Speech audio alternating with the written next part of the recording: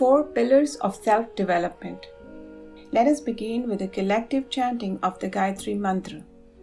Om Bhur-Bhuvah Swaha Tatsaviturvarenyam Bhargo Devasya Dhimahi Dhiyo Yo Nah Prachodayat. Sisters and brothers, our Yug Nirman mission has been organized as a laboratory. In a laboratory of chemistry, new chemicals and compounds are invented and presented to the world with a demonstration of their properties and use. Our mission is experimenting on the formulae, on the workable and viable plans for spiritual ascent and reconstruction of the world. Our Yug Nirman mission is a man-making odyssey. It is developed like a nursery to nurture good qualities, to produce enlightened talents. As you know, saplings of a variety of plants and trees are grown in a nursery and supplied to different gardens where they blossom with beautiful flowers and nutritious fruits. Our laboratory is like an agricultural farm where varieties of crops of better health values are cultivated based on thorough research, and the beneficial knowledge and technology is distributed for wider application. Our Yug Nirman mission is like a school for the training, development, and chiseled refinement of personality. It is an academy to produce the future architects of a happier, harmonious, and integrated society. After all, what is the society? It is a congregation, an ensemble of people. People make the society, and their collective qualities and conduct shape up the character, reputation of the society.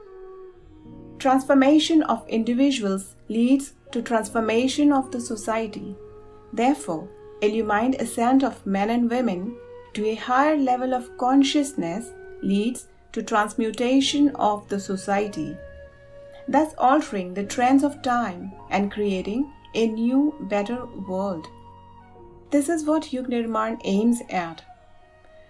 The 4 definite steps to achieve this lofty goal are Vyakti Nirman, Parivar Nirman, Samaj Nirman, and Yug Nirman. Personal, familial, social, and global transformation and evolution. We firmly believe in the pledge, Hum badlenge, Yug badlega. Hum sudhrenge, Yug sudhrega. When we transform ourselves, the trends of our time will be transformed. When we reform ourselves, the world will be reformed. It is obvious that we cannot experiment on the entire world. All the people across the globe cannot even be reached in a feasible time. As we know, charity begins at home, so we have to begin with a small group, with our own selves, our families and friends. If all of you endeavor sincerely, the Gayatri Parivar of our mission will become a model for others to follow. This way, gradually the ripples of change will encompass the whole ocean. So, the first and most important task before us is self-refinement, self-development. For this, we will have to first identify and focus our attention on the central root that directly or indirectly governs the course of our lives. Think and ponder over what really makes one what one is as a person. It is the force of intrinsic tendencies of the mind. The hidden desires activated by these tendencies drive the mind and generate the corresponding currents of thoughts and trigger the brain for making actions. Although the conscious mind appears to be our decision maker and manager, with the brain being its counterpart at the level of the physical body, the real ruler is our unconscious mind. The intrinsic impressions on it are so intense that these block even the voice of the soul. So, for self-refinement and self-transformation, it is essential that we first purify our inner self, especially the unconscious mind, rein in its passions, and control its wayward tendencies that dominate our desires, thoughts, and actions. Transformation of the central root will transform our life in no time. Thousands of complications, adversities, and problems in one's life flow from one's nature, outlook, and inner personality. Negative attitude, deluded perspectives, one's own vices and infirmities, and wrong thinking often invite or add to adversities and problems. It is said that one becomes what one thinks and does. Indeed, most of the present circumstances of life are the results of one's own past actions and aspirations. Well, whatever be the present situation of your life, the best you could do is to face and tackle the hardships with patience, courage, and balanced reasoning. If the circumstances are favorable today, make the best use of them for a better future with far-sighted vision and prudence. In any case, the process of your self-purification and improved thinking should not stop. You might wonder what exactly is meant by self-refinement, self-transformation, and self-development, and how to go about it. To achieve this, you will have to adopt 4 disciplines: Sanyam, Swadhyay, Sadhana, and Seva. These are like 4 essential steps of the excelsior of human life, 4 foundational pillars of the edifice of accomplished life, 4 resources of divine ascent of human self. All the 4 are interwoven. We cannot expect elevating our life without any one of them. For the growth of a crop, 4 things are crucial: seed or sapling, soil, water, and sunlight, or some source of vital elements. If you want to do a business, again, a quadruple is a must, namely capital, experience, demand, and customer. Combination of 4 things, bricks, cement, iron, and wood, is essential for building even an ordinary house. Talent, resources, support, and appropriate opportunity are required for recognizable success in this world. Paucity or deficiency on any of these 4 fronts hinders the success rate.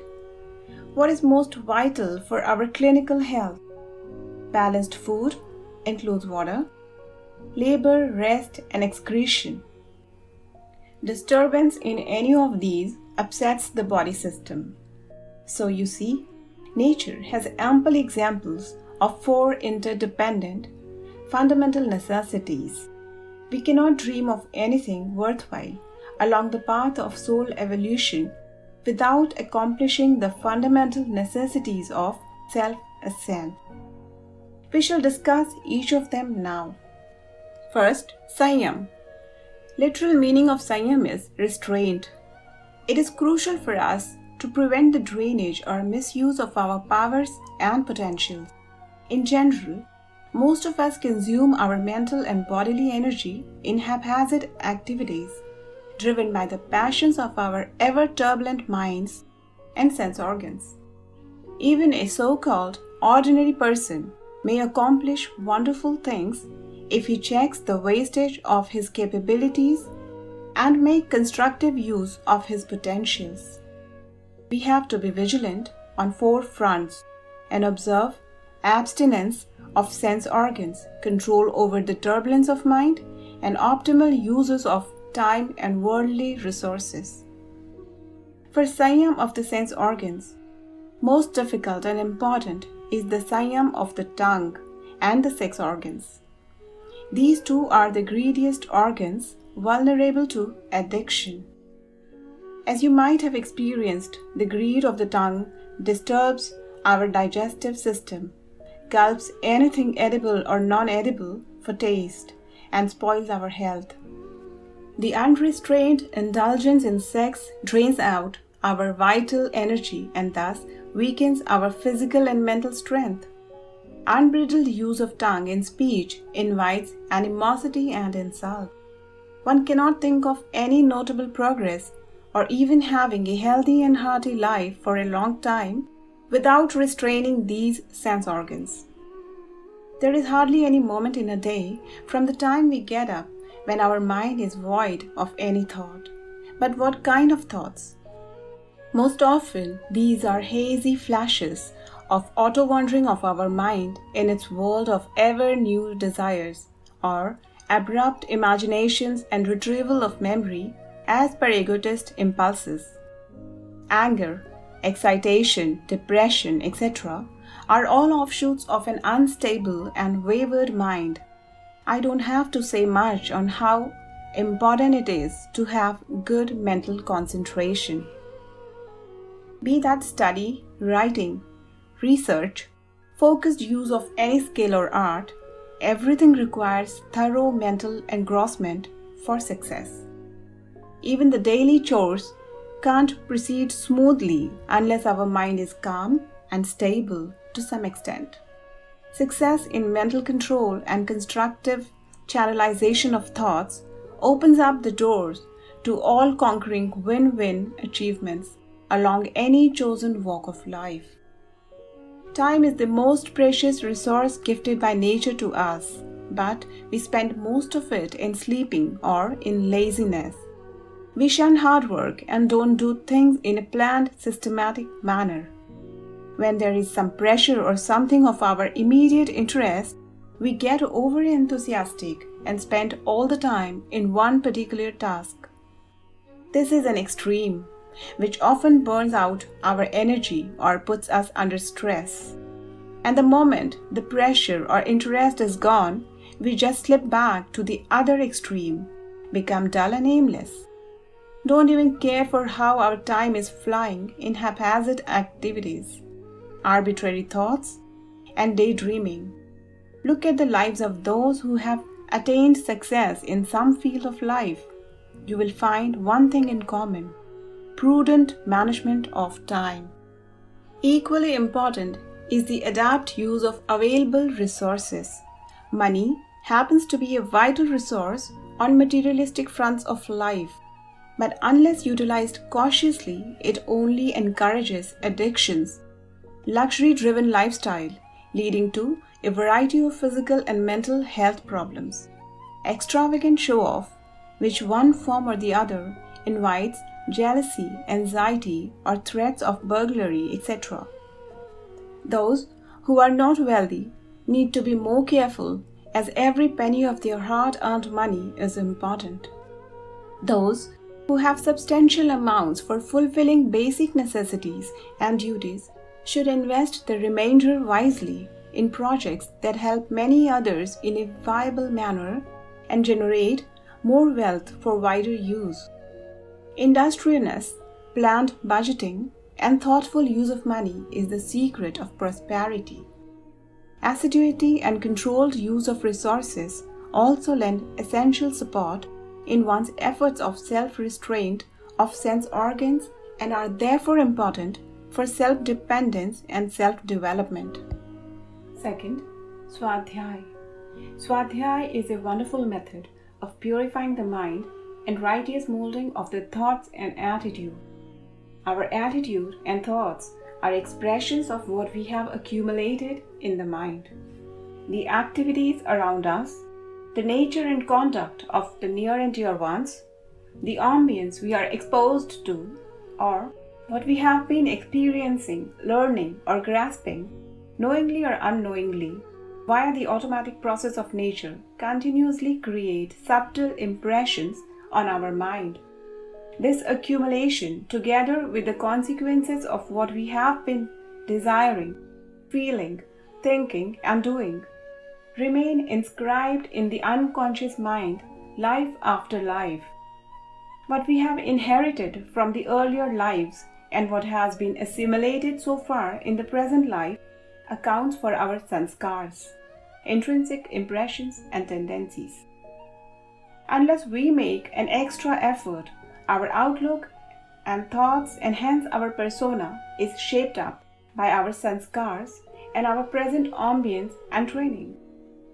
Swadhyay is an attempt to choose an enlightened aura of influence, superior ambience for our mind. How? Swadhyay literally means self-study. It deals with the study of one's own self, one's aspirations, thoughts, attitude, and conduct. In the light of elevated thoughts of enlightened personalities, how will you study yourself unless you have a guiding measure for comparison? Why will you study yourself unless there is a motivation and an aim to do that? What is your aim? Self-ascent. What will inspire you for this? The company of those who have achieved it.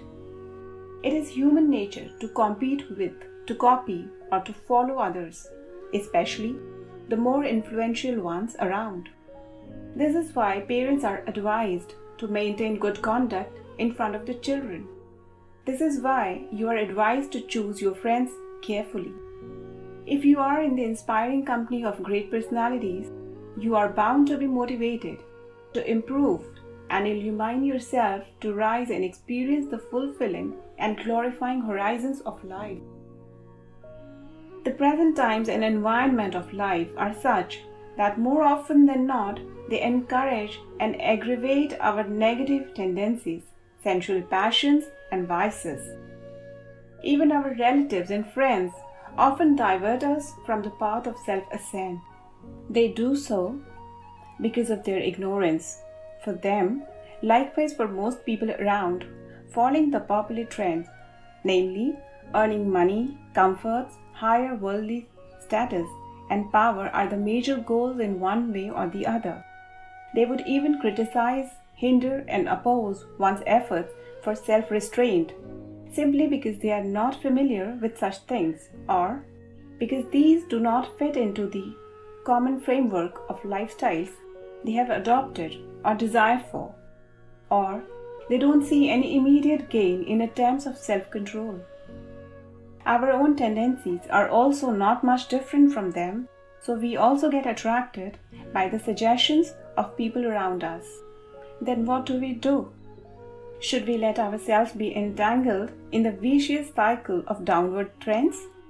Certainly not. As you all know, it is the nature of the water to flow downwards. Water naturally flows by the law of pressure gradient from higher to lower level. Additional force, example, by the motor of the pump, of higher magnitude is required to draw it upwards. Similarly, if you want to see the light of knowledge, if you want to broaden your attitude, if you want to rise beyond the insane or wrong trends of the present time, if you want to cross the barriers of your present circumstances and ambience, and want to excel in the righteous sense, you will have to put in extra efforts with unflinching resolution. How will you do that? From where will you get the power to move ahead against the resistance of the popular customs, against the downward pull of surrounding ambience, and against your own convictions and habits? Who will give you the adept guidance and support for it? One possibility to annul the negative is by assimilating the positive with greater intensity. Satsang, good company, of a great personalities, saints, and sages is most effective and practical method of doing this. But how often do we get this opportunity to attend their discourses or to meet and discuss them?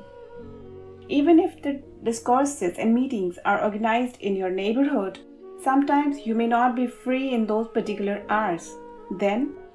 Therefore, Swadhyaya is the only means which is feasible in the present circumstances and which can serve the purpose of satsang.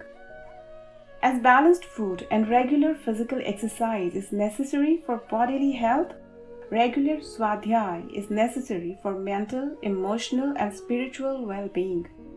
It is no less important than any devotional practice.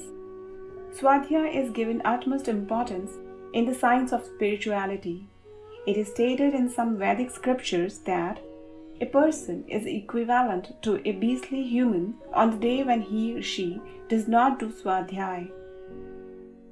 As washing and scrubbing is necessary for the cleanliness of the clothes, bathing is essential for the hygiene of the body. Similarly, swadhyaya is necessary for the purification of the mind. The untoward accumulations in the mental field are cleared out and elevating sanskars are strengthened by the trenchant thoughts and inspirations induced by swadhyaya. It lays the foundation for realization of inner life.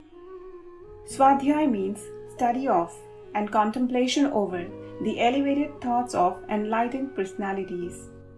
You should examine your convictions, your prejudices, blind beliefs and illusions in the light of discerning wisdom and guidance of the thoughts and works of those who have lived glorious and purposeful lives. Many of the great personalities, saints and sages may not be living anymore in the physical bodies. Many of them might be living far away. Moreover, even if some sagacious personality is staying near your place, it won't be possible for him or her to give precious time to you as per your convenience. He or she will have so many things to do, will have so many seekers like you who would be waiting to meet him or her. Thus, having a satsang with the great persons in their physical being is indeed a rare opportunity. But you can always communicate with them, have their guidance and experience the benefits of their company by having proximity with their thoughts through their books, compilations of their speeches, writings on their lives and works, etc. Reading good literature and pondering over it is essential for wholesome nurturing of human intellect. The intellectuals or educated ones among you must be aware of the significance of good books, reading material. Anyone who wants to prevent mental degeneration must read and think.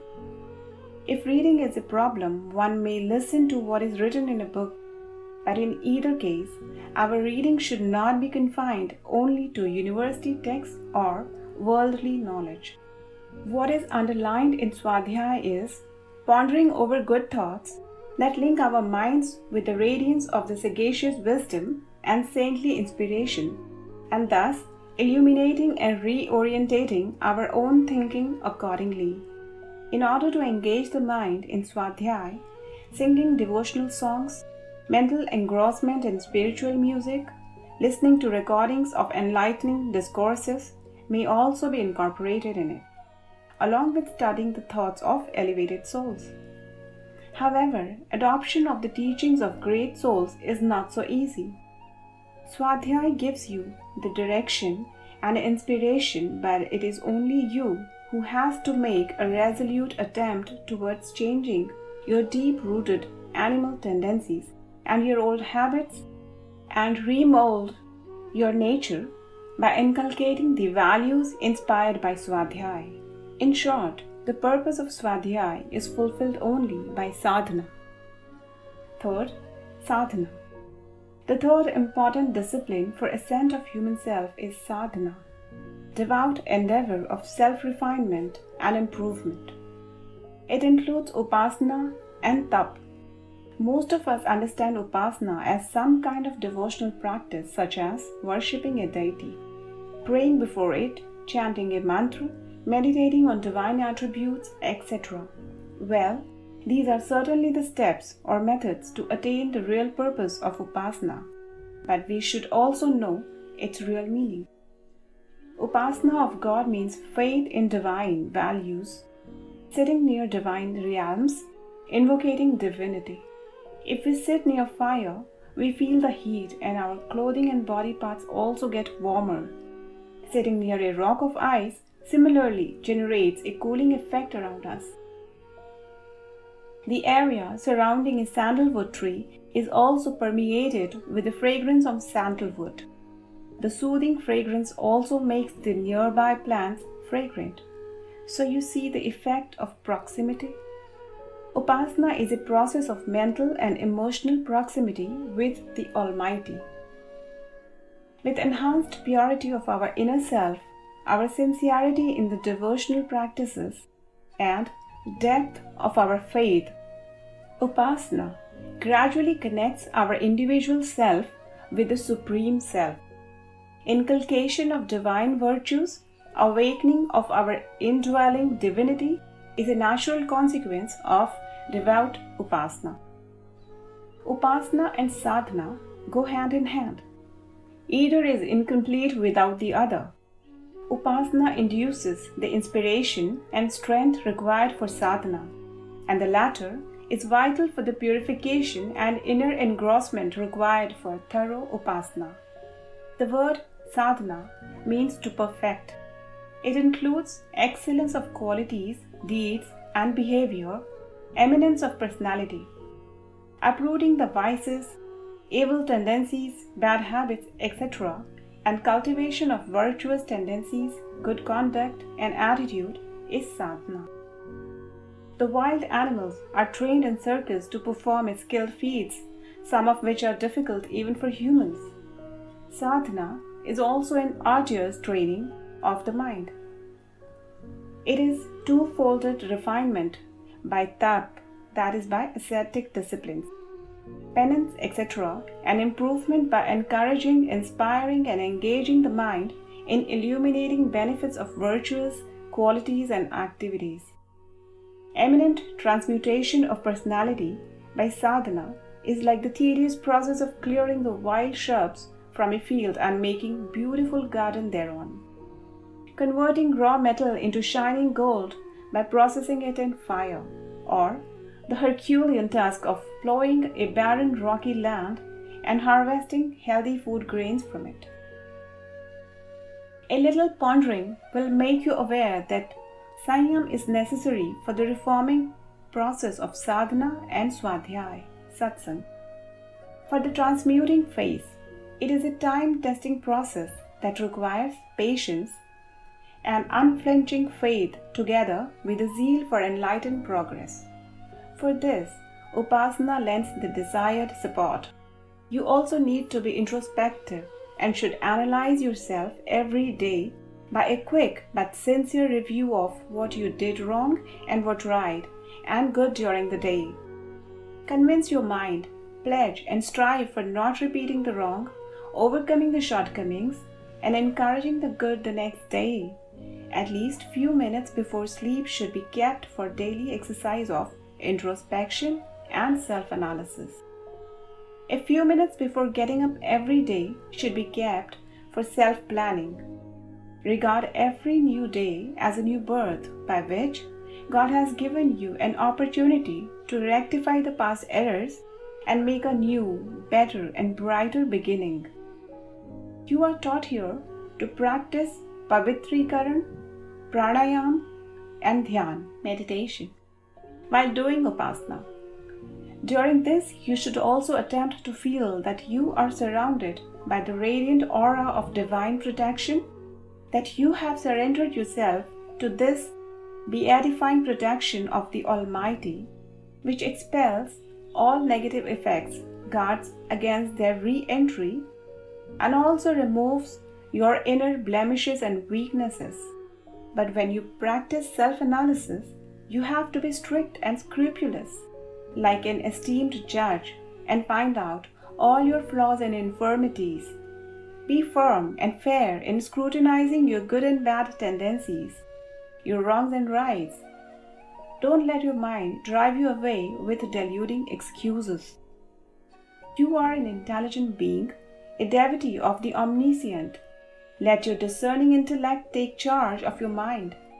This will not be difficult if you are truly motivated for self-improvement and sincere in meditation and swadhyaya. Infinite force of the Almighty is hidden within each one of you. If you are determined and have faith in your divine origin, you will surely reach great heights on the excelsior of life. Sadhana will illuminate you and bestow great benefits on the worldly as well as spiritual domains of your life. Fourth, Seva. Man is a social being. He is indebted to the society in several ways. The food he eats, clothes he wears, house he lives in, etc. Everything is available to him because several people have contributed to making them usable.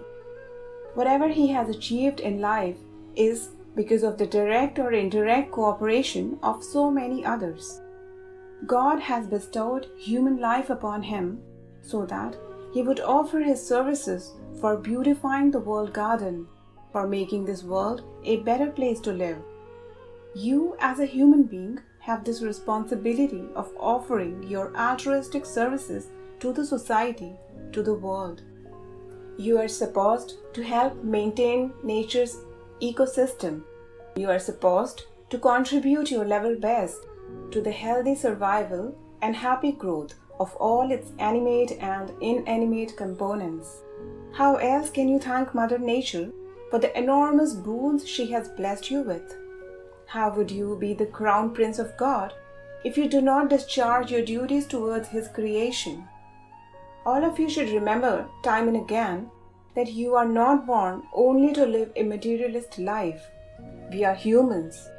Our life should not be confined to earning and enjoying sensual pleasures. We should also be living a noble and altruistic life. Our abilities and potentials should also be used for welfare and upliftment of others. Your tap sadhana is incomplete without seva. You must offer your seva, voluntary altruistic service, for the welfare of others. Your wealth, your talents, your intellect, nothing is of any use if even a fraction of it cannot help uplifting someone else. Even in worldly terms, just imagine how happy a self-centered, affluent person could be if all others around him are poor, downtrodden, and agonized. You cannot enjoy your success and happiness unless you share your joys with others. You cannot expect love and cooperation and respect from anyone unless you learn to care and share. Every religion of the world, every spiritual school enjoins giving in charity for the welfare of the needy. You may not be rich, but just think, there must be someone in the society who is more deprived. Try to do what best you can to alleviate the pain and sufferings of others. More than material help, it is your compassion, your cooperation, your time that counts more in seva. Selfless service is said to be the noblest deed of human life. Seva of the world is said to be the true aradhana, devotional service of its creator. You may offer your alms and worldly services to the society in several ways depending upon what is needed to allay the sufferings and pains of others to some extent, or to uplift the conditions of the deprived ones around you.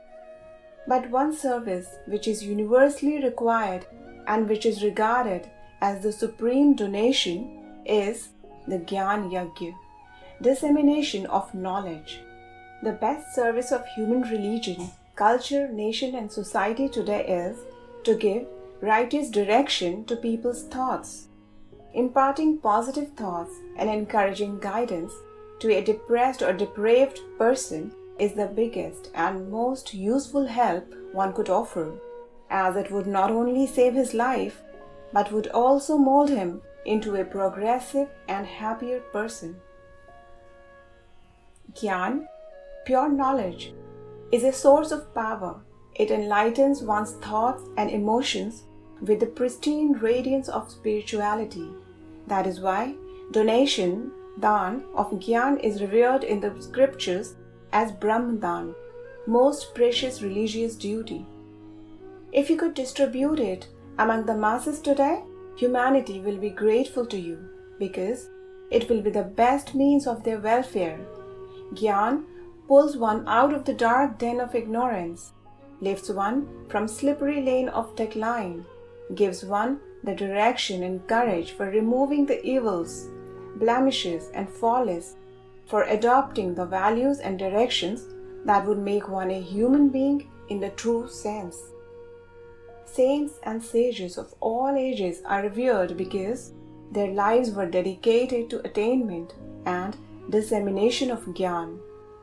While accelerating your endeavors of attaining Gyan by Sanyam, Swadhyay and Sadhana, you should also donate some fraction of your time, Samaydan, and resources, Anshdan, for Gyan Yagya. Easiest way to do this is to purchase some Vichar Kranti, Thought Revolution books of our mission and read them. This way, you yourself will be doing Anshdan as well as Swadhyay. Devote your time to circulate the Vichar Kranti literature to as many persons as you can and motivate them to read and then continue the cycle. This will be your ideal Samaydan and Seva. Try to donate your 1 hour of time and 50 paise of money per day on an average towards this noble cause of Gyan Yagya. Thus, by adopting 4 foundational principles of self-transformation, you can elevate your lives to glorious heights and also help the well-being and upliftment of the society as a whole. If we reform and refine ourselves, transformation of the people worldwide will proceed gradually, like the harmonious progression of currents in a sea. Yug Nirman, creation of an evolved era, will emerge from evolution of the individuals, families, and the entire human society. I have initiated this epochal experiment in the tiny laboratory of our mission, and I request all those who visit here and all those who are associated with our Gayatri Parivar to help expand it. So if you want to be a part of Yug Nirman project, start the experiment of self-transmutation on yourself by adopting Sanyam, Swadhyay, Sadhana and Seva from today itself. Maybe at a minuscule level in the beginning, these should certainly be integral parts of your life from now on. Wish you all the best for eminent success. Om Shanti.